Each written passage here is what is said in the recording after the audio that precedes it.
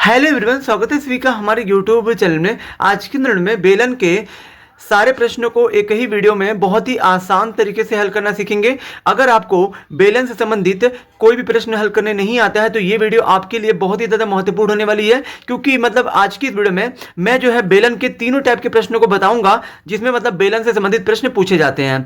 तो चलिए बिना किसी लाग लपेट के अब हम इस प्रश्न को आसान तरीके से हल करना स्टार्ट करते हैं। जैसे कि हमारा क्वेश्चन दिया गया है, एक बेलन का व्यास 14 सेंटीमीटर है तथा बेलन की ऊंचाई 21 सेंटीमीटर हो तो पहला प्रश्न हमारा बोला है बेलन का आयतन ज्ञात करना है। दूसरा बोला है बेलन का वक्र पृष्ठ ज्ञात कीजिए, मतलब वक्र पृष्ठ क्षेत्रफल।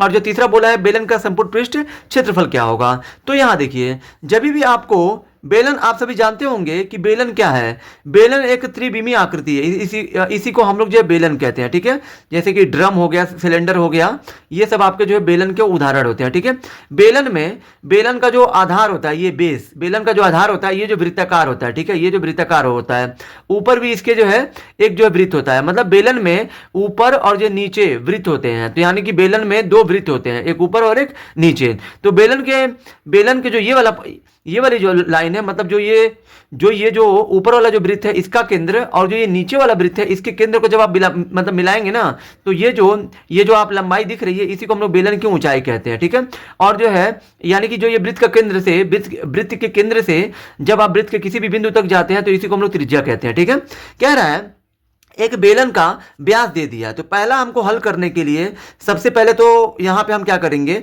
यहां पे व्यास दिया है तो यहां पे आपको लिखना है व्यास कितना दिया है। व्यास दिया है 14 सेंटीमीटर। जब भी जो है बेलन का व्यास दिया हो तो पहले आपको त्रिज्या यहां पे ज्ञात कर लेनी है। क्या ज्ञात कर लेनी है? त्रिज्या। त्रिज्या कैसे ज्ञात करते हैं? त्रिज्या के लिए होता है डायमीटर बटा 2 होता है, यानी कि व्यास बटे के 2 होता है। व्यास को हम लोग हिंदी में भी व्यास लिखते हैं और जो व्यास को इंग्लिश में डी से दर्शाते हैं। तो यहाँ पे त्रिज्या, अगर आपको व्यास दिया है, त्रिज्या ज्ञात करना है आर का मान, तो त्रिज्या बराबर होता है डी बटा के 2, यानी कि व्यास बटा के 2। तो व्यास कितना दिया? 14, तो 14 रख दीजिए, बटे में 2 है तो 2, और 2 से 14 भाग दीजिए 7 बार में, यानी कि 7 सेंटीमीटर ये आपका त्रिज्या हो गया। तथा आपको जो प्रश्न में क्या दिया है, तथा आपको प्रश्न में और जो है ऊंचाई दिया हुआ है, तो ऊंचाई आपका एच दिया है, कितना दिया है? 21 सेंटीमीटर। तो 21 सेंटीमीटर यहाँ पे आपको लिख देना है। अब यहाँ देखिए, हमें जो है बेलन का आयतन पहले में ज्ञात करना है। तो यहाँ पे आप सभी जानते होंगे कि बेलन का आयतन बराबर सूत्र क्या होता है? बेलन का आयतन बराबर होता है पाई आर स्क्वायर एच होता है। ठीक है, ये आपको पता होना चाहिए। तो पाई का मान कितना होता है? 22/7 यहाँ पे रख दीजिए।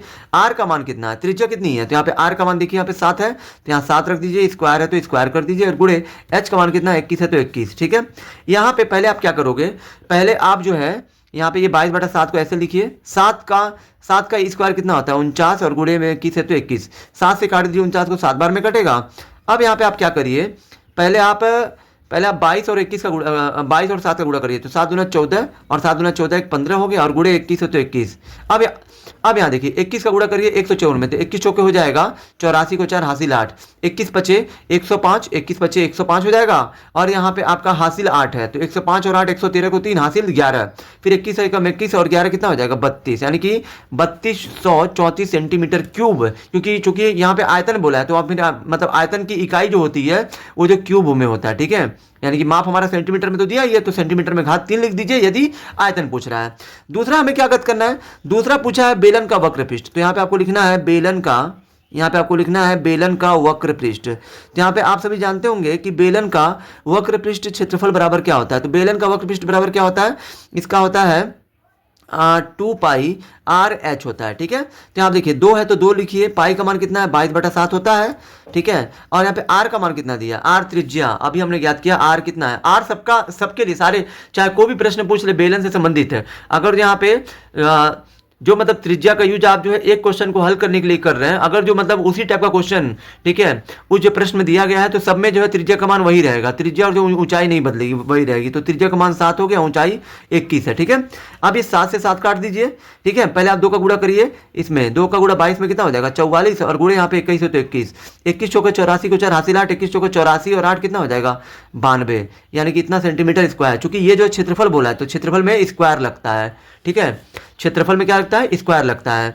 अब यहाँ पे तीसरा आपका प्रश्न पूछा है बेलन का संपूर्ण पृष्ठ। तो यहाँ पे आपको लिखना है बेलन का संपूर्ण पृष्ठ, बेलन का संपूर्ण पृष्ठ क्षेत्रफल। तो यहाँ पे आप सभी जानते होंगे कि बेलन का संपूर्ण पृष्ठ बराबर सूत्र क्या होता है, 2πr ब्रैकेट में h प्लस r होता है। ठीक है, ये आपका बेलन का संपूर्ण पृष्ठ होता है। तो 2 है तो 2 की पाई का मान 22/7 देख दिए। r का मान कितना है, 7 है।